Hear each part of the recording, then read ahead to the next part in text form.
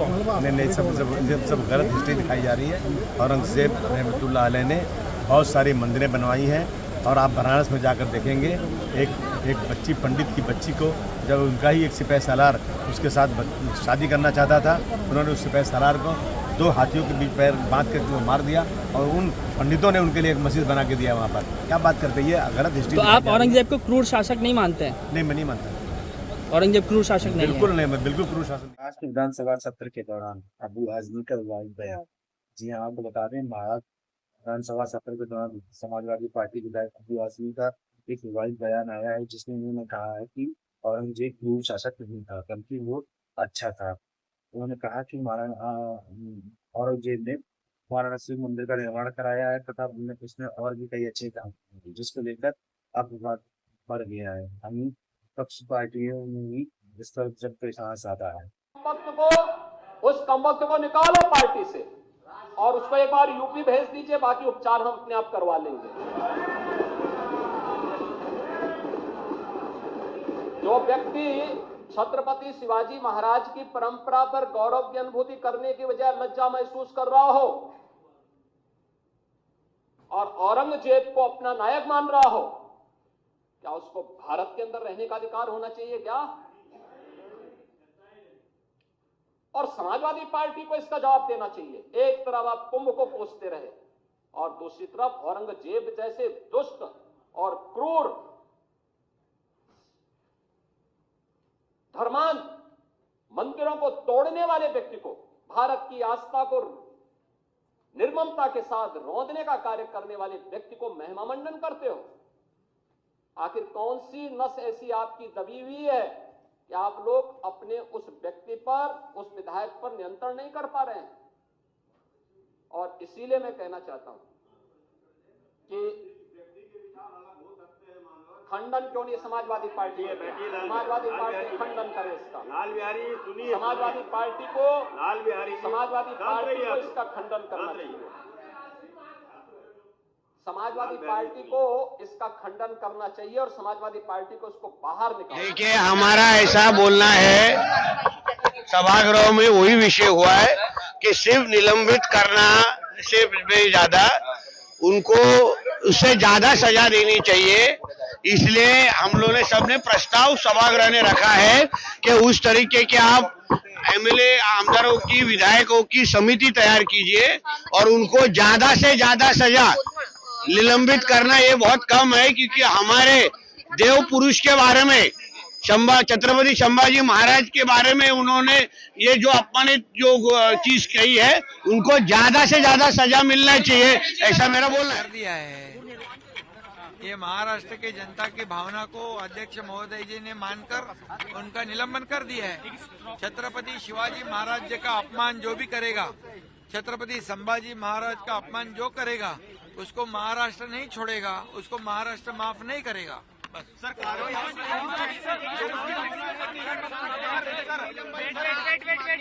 शिंदे साहब, मेरी भावना है कि कार्रवाई और कड़ी होनी चाहिए। शिवाजी महाराज, संभाजी महाराज को जो अपमान करते हैं, औरंगजेब का महिमा मंडन करते हैं, उनके खिलाफ कड़ी से कड़ी कार्रवाई होनी चाहिए। सिर्फ 17 तक का निलंबन काफी नहीं है। अरे बाबा, ये तो पहली स्टेप है। अभी उनको ये इशारा दिया है, समझने वाले को इशारा काफी है। इसमें समझकर उनको समझदारी से काम करना चाहिए बस। इसके बाद अगर कुछ गलती करते तो महाराष्ट्र माफ नहीं करेगा। परमानेंटली करना चाहिए। कितने दिन के लिए किया है? बजट सत्र का क्या मामला होता है? वो 2-3 हफ्ता चलेगा, सप्ताह चलेगा, लेकिन परमानेंटली उसको निलंबन करना चाहिए। अखिलेश जी ने आपत्ति जताई, नहीं, उनको जताने दो। हम पूरे महाराष्ट्र ने उनके खिलाफ आपत्ति जताई है और अगर वो चाहते तो वहाँ से उनका चुन कर लाए। किसी को सस्पेंड करने से सच छुपता नहीं है, ऐसे अखिलेश यादव ने कहा। कल एक विधायक ने महाराष्ट्र में एक स्टेटमेंट दिया कि औरंगजेब ने राजा होने के तौर पर बहुत अच्छा प्रशासक चलाया, बहुत अच्छे से सेवा दी। तो उनको याद दिलाना चाहती हूँ कि जिस महाराष्ट्र में आप विधायक बनकर विधिमंडल में जाकर जो 5-5 साल बैठते हैं ना, उस महाराष्ट्र के राजा सिर्फ छत्रपति शिवाजी महाराज और संभाजी महाराज थे। और तुम्हारे बाप ने 100 करोड़ बाप जो तुम्हारा है औरंगजेब जिसने हमारे संभाजी महाराज पर इतना अत्याचार किया। हम लोगों ने तो इतिहास पढ़ा है, पर जिन्होंने पढ़ा नहीं है ना, तुम जैसे लोगों ने जाकर एक बार थिएटर में छावा पिक्चर देखनी चाहिए कि तुम्हारे बाप ने हमारे भगवान के साथ, संभाजी महाराज के साथ क्या किया था। मैं इतना ही बोलना चाहूंगी, महाराष्ट्र गवर्नमेंट से एक विनती करूंगी, औरंगाबाद का नाम जिस तरीके से बदलकर हमारे भगवान संभाजी महाराज के नाम पे रखा है, जल्द से जल्द जो कब्र औरंगाबाद में औरंगजेब की है वो उखाड़ के फेंक दीजिए, और जिसे इतनी प्यारी है वो अपने घर में जाके वो कब्र सजा लीजिए। कल 3 मार्च जब असेंबली खत्म हुई, जब मैं बाहर निकला तो टीवी वालों ने मुझसे कहा कि आसाम के मुख्यमंत्री ने राहुल गांधी को औरंगजेब की तरह पेश किया है कि उनकी छवि उस तरह की।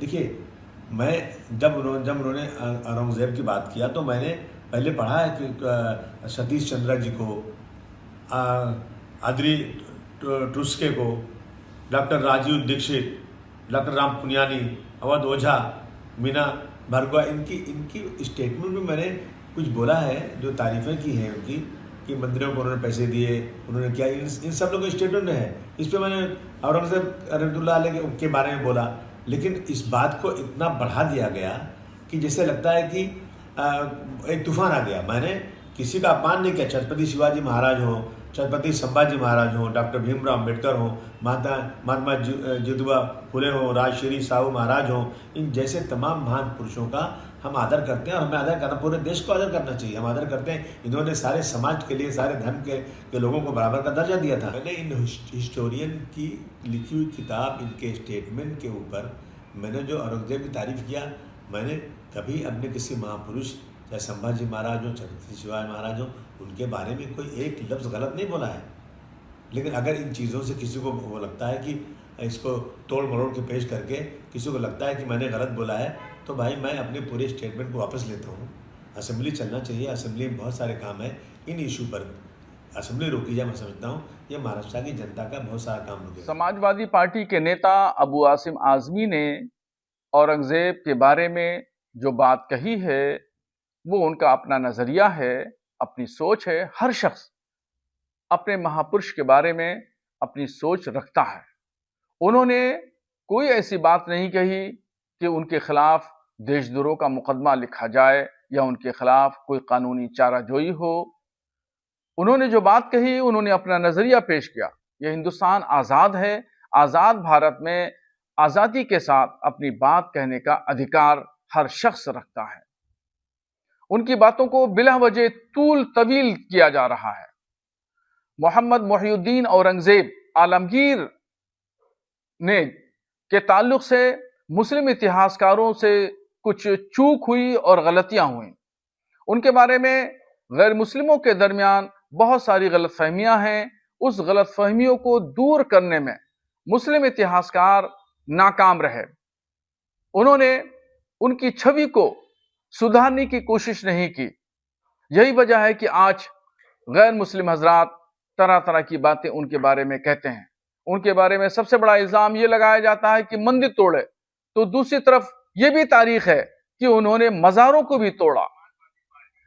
और जब ये इतिहास है तो इस पर इतिहासकारों को शोध करना चाहिए।